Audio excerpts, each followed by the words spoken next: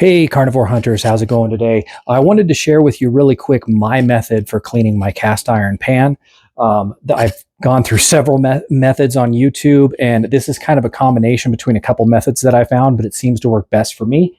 I've actually just finished cooking a steak, so my steak is on its 10-minute rest right now, and this is the best time to do it when the pan's still a little bit hot and still has some grease in it. And I do leave the grease inside. So I'm actually going to kick on my heat here a little bit and take some kosher salt or any kind of salt, but the harder the grain on it, the better. Not your expensive stuff, though. You don't need any Redmond's real salt to do this because we're just using the salt as an abrasive to kind of help clean up the pan a little bit. So, and this salt's doing two things for me. One, it's kind of soaking up that grease from the bottom of the pan, but also it is an abrasive, so it's scratching up any of that stuff from the steak searing that has gotten in there.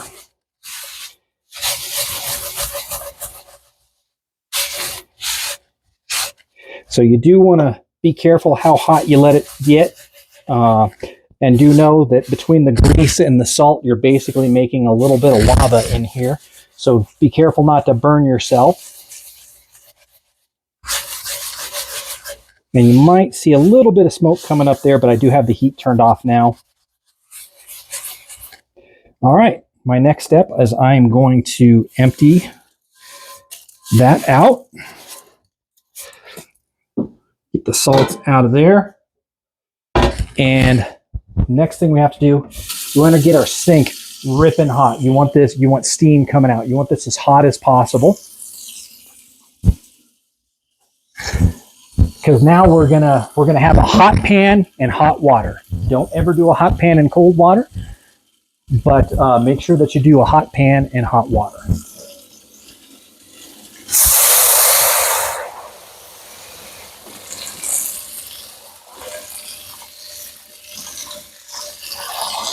All right, getting that all out of there.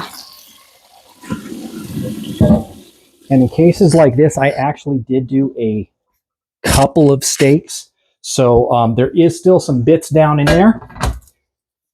If you still have that, you can just kind of come back, do a little bit more salt, and just do it all over again. Most of the time, if I'm just doing bacon and eggs or something, I don't have to do this, but a lot of times if I've done a couple of steaks, you do kind of want to do a second pass with the salt. Again, hot pan.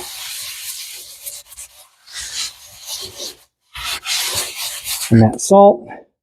I'm going to dump this one more time.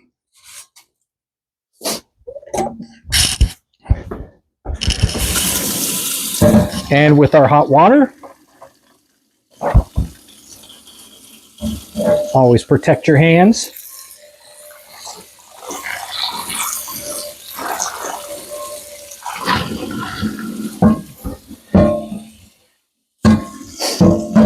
And you can tell your pan's clean by just wiping through with a paper towel like that.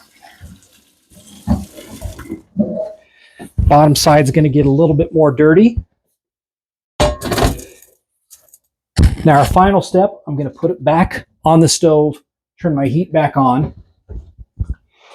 And I do use avocado oil for this. The reason being, beef tallow has a smoke point of about, I think it's like 350 degrees, maybe 400 degrees. Butter smoke point's way lower. You'll actually burn butter by trying to keep your cast iron seasoned. Avocado oil gives you a smoke point of 500 degrees. So what I'm going to do, again, I'm just heating up the pan. You can kind of feel it. Heating up the pan gets the pan's pores to kind of open up, so it's going to accept that seasoning. My pan's already pretty well seasoned, so I just need to drop just a little bit in here. Oops, that's actually a little too much. Typically, I want to go between a quarter and maybe a $50 in size. So, and again, I got that going hot. So just fold up over a couple pieces of paper towel and rub that in. Now, if you've made it too hot, or poured a little bit too much in, like I just did, that's fine. I always make sure and get the bottom of the pan as well. And then I'm just going to flip over my paper towel and go through one more time just to get all that excess. It does not take a lot of oil to keep your pan perfectly seasoned. So a lot of people do not like to use paper towels because it leaves little pieces of lint in your pan. Most of the time, if your pan's seasoned well and not over seasoned, not too much oil in there, it's that too much oil that makes it sticky, that makes it stick to pieces of those fibers on that paper towel. I keep my pan pretty well seasoned and without going overboard, so I don't have much trouble with the paper towel sticking. However, if you have that issue, you can take a coffee filter and just do one last pass through that pan with your coffee filter, and that'll take away any of those extra fibers. Anyway, guys, thanks for joining me, and we will see you next time.